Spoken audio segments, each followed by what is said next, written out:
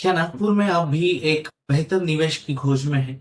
क्या नागपुर में आप एक प्रीमियम लोकेशन में कम बजट में आपका रेसिडेंशियल और कमर्शियल प्लॉट खरीदना चाहते हैं?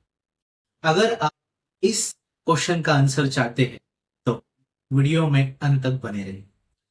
नमस्कार, मैं आपका दोस्त एंड होस्ट सुमेध राउत फिर से एक बार आपको एक नए टॉपिक के साथ इस नागपुर प्रॉपर्टी यूट्यूब चैनल पे लेकर आया हूँ।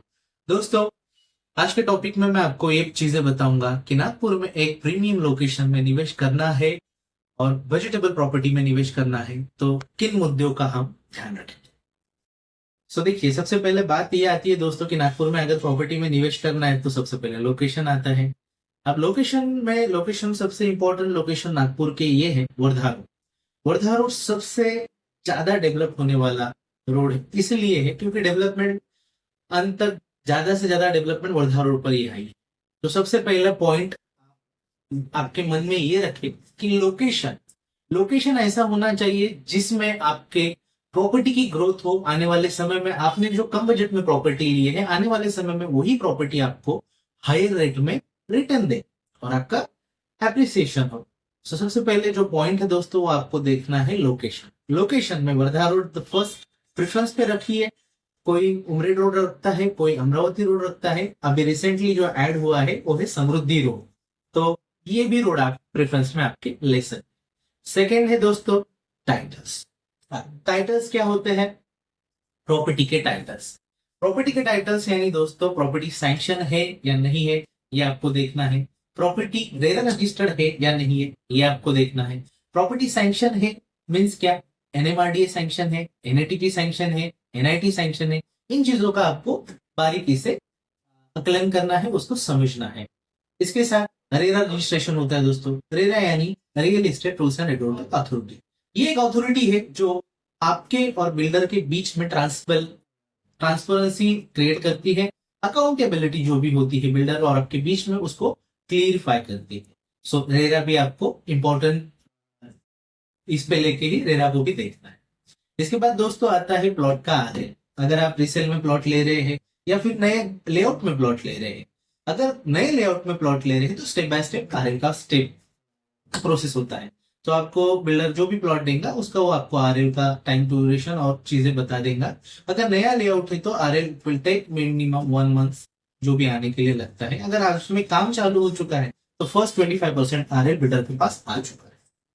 साथ ही साथ अगर आप रीसेल का प्लॉट ले रहे हैं तो रीसेल के प्लॉट में दोस्तों ऑलरेडी उस प्रीवियस कस्टमर की रजिस्ट्री लगी होती है, तो उस रजिस्ट्री में आपको सभी के सभी डॉक्यूमेंट्स मिल जाते हैं। जैसे कि एनएमआरडी सैंक्शन होगा तो सैंक्शनिंग मिल जाएगी, रेरा होगा रेरा मिल जाएगा, प्लॉट का आरएल भी मिल जाएगा। सो सेकंड पॉइंट था टाइटल्स देखना है।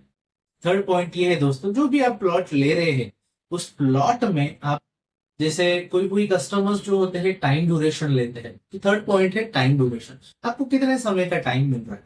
अगर आपको बिल्डर की तरफ से आपको कम समय का टाइम मिल रहा है तो दोस्तों प्रॉपर्टी जेन्युइन है। इसलिए जेन्युइन है प्रॉपर्टी क्योंकि वो तुरंत रजिस्ट्री लगाने के लिए आपको बोल रहा है। और जो लॉन्ग ड्यूरेशन में आपको समय मिल रहा है दोस्तों, वो भी प्रॉपर्टी अच्छी है, बट बात इस पे आती है दोस्तों, लॉन्ग ड्यूरेशन में इसलिए आपको प्रॉपर्टी मिलती है क्योंकि वो प्रॉपर्टी इन प्रोसेस हो सकती है, सैंक्शनिंग की चीजों में हो सकती है, और आपको वो ध्यान रखना है और उन चीजों को देखते हुए ड्यूरेशन आपको सेलेक्ट करना है।